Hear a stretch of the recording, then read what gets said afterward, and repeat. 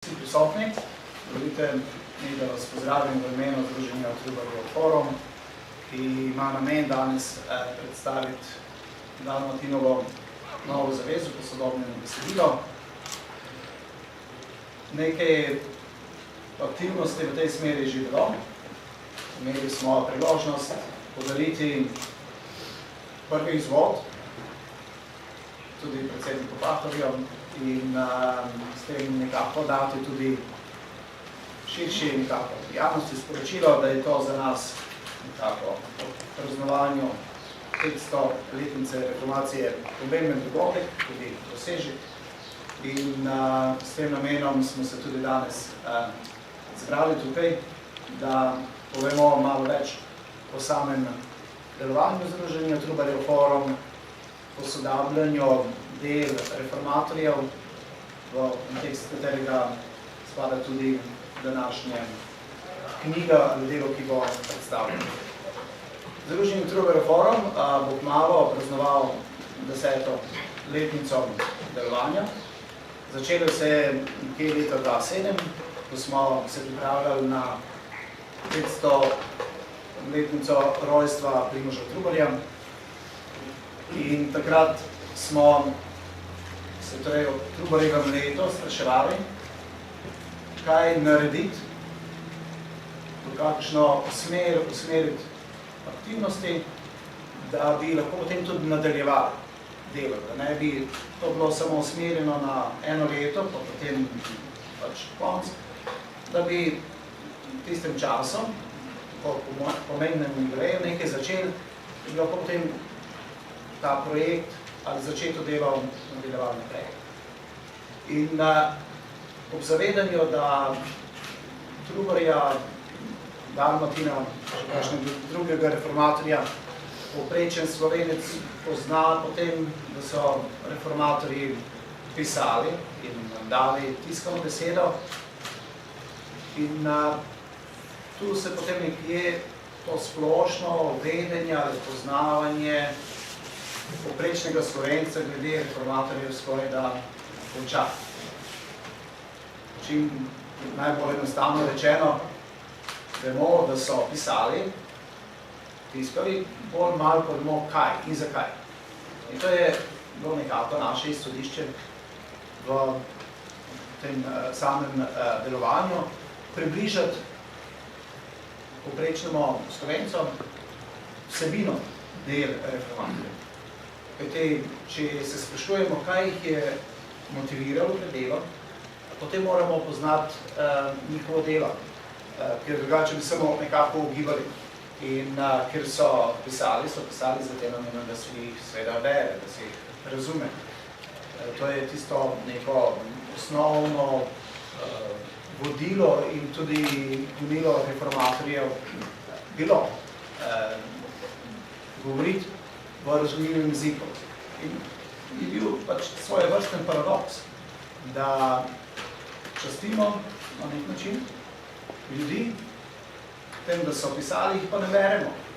In so njihove knjige na knjižnih policah in se z njimi nekako ukvarja samo peščica jezikoslovcev, zgodovinarjev, povprečen človek pa ne. In je potem bila nekako logična tudi ideja in akcija v to smer, da se posodablja besedila dela reformatorjev, torej Trubarja, tudi ostalih. Z Trubarjem smo začeli, ker to je bilo Trubarjevo leto. Tako da prvo delo je bilo Trubarjeva pridiga o veri iz katekizma, tak poskusen zajček, lahko bi rekli. Tam se je že nekako vključilo več posameznikov, tudi dr. Kozmahačič, o katerem v zadnjih mesecih precej slišimo.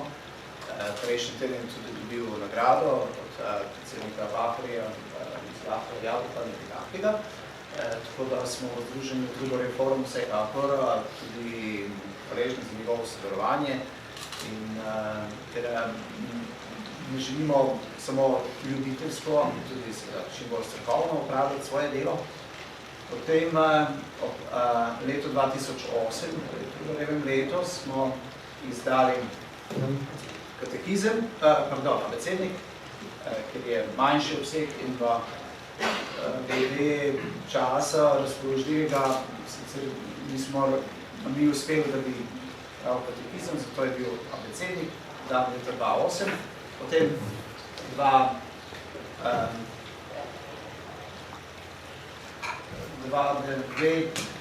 katekizem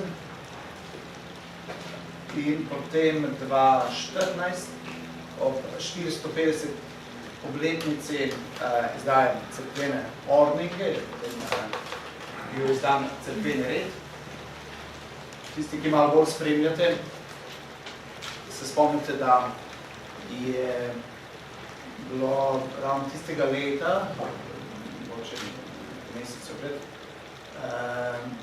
najden v Nemčiji drugi ohranjen izvod cerkovne ordnike, ki je bil potem tudi na ogledu v Ljubljani in je bilo tako zanimanje okrog cerkvenega reda še toliko bolj intenzivno in je bil svojevrsten čudež, da smo potem v tako kratkem času uspeli v sodelovanju z ZRC-jem, SAZU-jem pripraviti in potem seveda tudi izdati cerkveni red, ki je precej obsežno delo.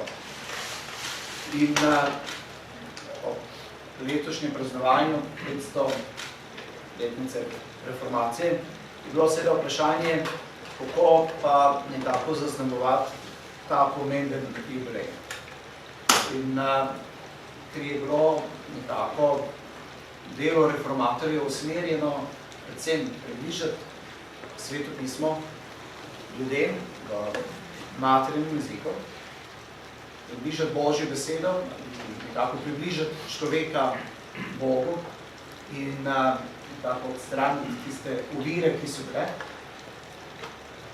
Nekako smo šli do preprostega zaključka, ali je bilo zlahka zaključiti, da pravzaprav po 500 letih potreba nekako identična, da po spraševanju neke ali iskanju identitete posameznika v Evropi, v Sloveniji, in potem kot naroda in evropskih narodov nas Sveto pismo tako kot 500 leti izziva tudi danes, nič